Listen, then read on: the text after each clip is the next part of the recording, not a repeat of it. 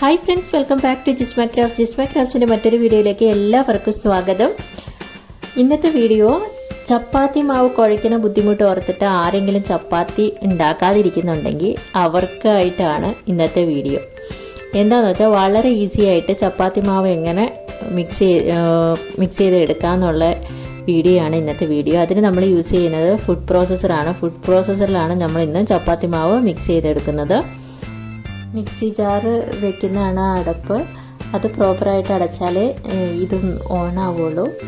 ഇതിപ്പോൾ ഈ ജാറ് എങ്ങനെയാണ് വെക്കുന്നതെന്ന് വെച്ചാൽ അവിടെ കണ്ടോ, ഒരു വെട്ട് പോലെ ഇങ്ങനെ കണ്ടോ, അതിലേക്ക് ഈ ജാറ് വെച്ചിട്ട് ജസ്റ്റ് ഒന്ന് തിരിച്ചാൽ അത് കറക്റ്റായിട്ട് ഇരുന്നോളും. പിന്നെ നമ്മൾ അതിന് ബ്ലേഡ് വെച്ച് കൊടുക്കണം. ഇത് പ്ലാസ്റ്റിക് ബ്ലേഡാണ്. ഇനി നമുക്ക് ഗോതമ്പ് പൊടി ഇട്ട് കൊടുക്കാം. ഗോതമ്പ് പൊടി ഇട്ട് കൊടുത്തിട്ട് നമുക്ക് എത്രയാണോ ചപ്പാത്തി ഉണ്ടാക്കാനുള്ളത് അതനുസരിച്ച് ഗോതമ്പ് പൊടി ഇട്ട് കൊടുക്കണം. അതിനുശേഷം അതിനാവശ്യത്തിന് ഉപ്പും വെള്ളവും ഒഴിച്ചു കൊടുക്കണം. വെള്ളം നമ്മൾ കുറേശ്ശെ ഒഴിച്ചുകൊണ്ടിരിക്കുകയാണ് കേട്ടോ ചെയ്യുന്നത്. അത് ഓണാക്കിയിട്ട് കുറച്ച് വെള്ളം ഒഴിച്ചു കൊടുക്കുകയാണ് ചെയ്യുന്നത്.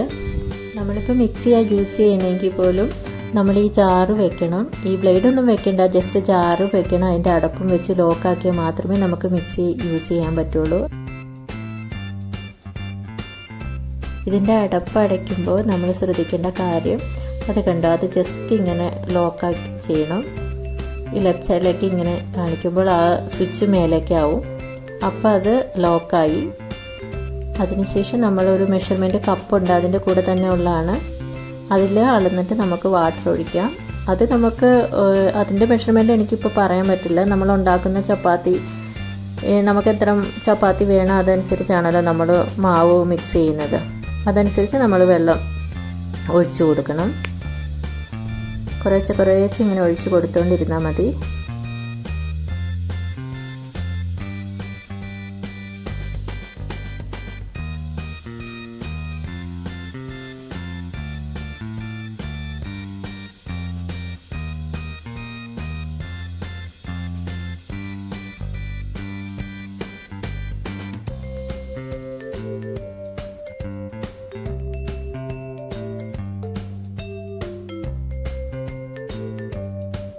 അപ്പോൾ ഗോതമ്പ് പൊടി വെള്ളവും ഉപ്പൊക്കെ ആയിട്ട് നന്നായി മിക്സ് ആയിട്ടുണ്ട്.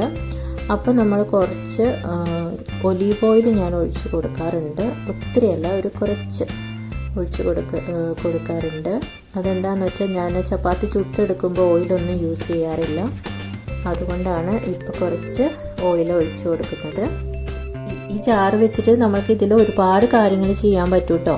എന്നാണെന്നറിയോ, ഇപ്പോൾ നമ്മൾ ഗോതമ്പ് മാവ് മിക്സ് ചെയ്യാനായിട്ട് വെച്ച് കൊടുത്ത ബ്ലേഡ് പ്ലാസ്റ്റിക് ബ്ലേഡ് അല്ലേ, അതിൻ്റെ ആവശ്യമുള്ളൂ ഗോതമ്പ് മാവ് മിക്സ് ചെയ്യാനായിട്ട്. പക്ഷേ ഷാർപ്പ് ബ്ലേഡുകളും ഉണ്ട്. അത് വെച്ച് കൊടുത്താൽ നമ്മൾക്ക് വെജിറ്റബിൾ ചെറിയ പൊട്ടിയായിട്ട് അരിഞ്ഞെടുക്കാൻ പറ്റും. ക്യാബേജ്, കോളിഫ്ലവറൊക്കെ നന്നായി അരിഞ്ഞെടുക്കാൻ പറ്റും.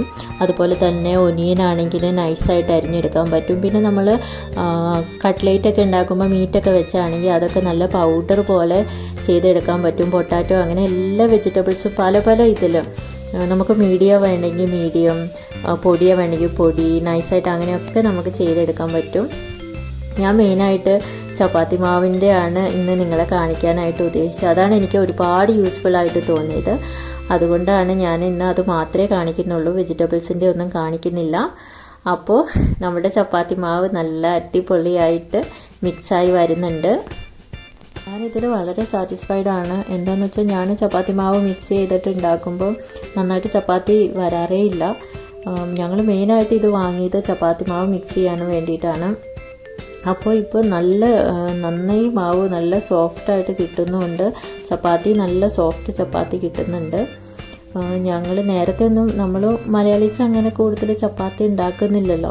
അപ്പോൾ അതുകൊണ്ട് അറിയില്ലായിരുന്നു അതെങ്ങനെ മിക്സ് ചെയ്ത് അങ്ങനെ ശരിയാവുന്നേ ഉണ്ടായിരുന്നില്ല. എങ്ങനെയൊക്കെ മിക്സ് ചെയ്താലും ശരിയായി വരുന്നുണ്ടായിരുന്നില്ല.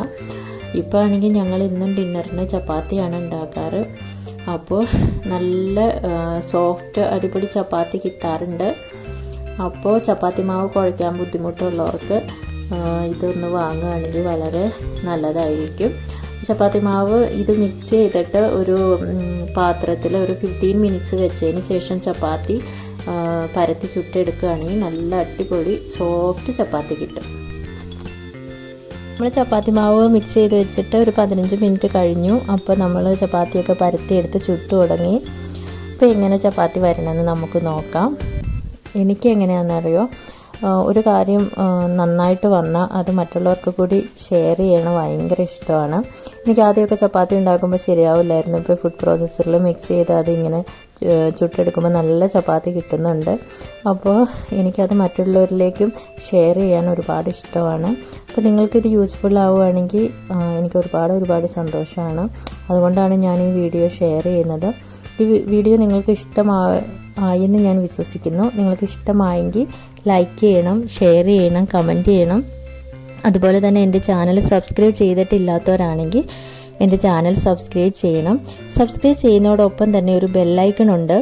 ആ ബെല്ലൈക്കണും പ്രസ് ചെയ്യണം. എന്നാലേ ഞാൻ ഇനി ഇടുന്ന പുതിയ വീഡിയോസിൻ്റെ നോട്ടിഫിക്കേഷൻ നിങ്ങൾക്ക് കിട്ടുള്ളൂ. നിങ്ങളുടെ വിലയേറിയ ടൈം എടുത്ത് ഈ വീഡിയോ കണ്ടതിന് ഒരുപാട് നന്ദിയുണ്ട്. Thanks for watching.